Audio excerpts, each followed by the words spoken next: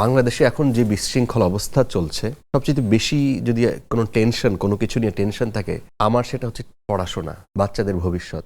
জওহরলাল নেহরুর সময় ধরেন পাকিস্তান এবং ভারত যখন আলাদা হয়, আমেরিকার প্রেসিডেন্ট তাদেরকে দাওয়াত দিছিলেন, আপনারা কিছু চাইতে পারেন আমার কাছে। প্রথমে আসলো পাকিস্তানের প্রেসিডেন্ট, তিনি বললেন যে আমরা যেই পারমাণবিক যে বিষয়টা, যে প্রযুক্তিটা আমেরিকা নিয়ে আসছে, আমরা আমাদের সেটা ইমপ্লিমেন্ট করতে চাই। এরপরে ভারতের প্রধানমন্ত্রী তাকে যখন জিজ্ঞেস করছে, উনি বলছেন যে আমার অত কিছু চাই না, আমাকে আপনার MIT যেটা আছে আমেরিকাতে, এই আদলে আমি ভারতে এরকম একটা কিছু চাই, শিক্ষা প্রতিষ্ঠান। এই শিক্ষা প্রতিষ্ঠান এখন ভারতের IIT, প্রত্যেকটা প্রদেশে, ভারতের প্রত্যেকটা প্রদেশে এখন IIT, এবং ভারত সারা পৃথিবী শাসন করে এই IIT দিয়ে। ভারতে আপনি আমেরিকাতে যান, যত বড় বড় কথা বলুক, পুরো আমেরিকা চালায় ইন্ডিয়ান, প্রত্যেকটা প্রতিষ্ঠানের CEO ইন্ডিয়ান।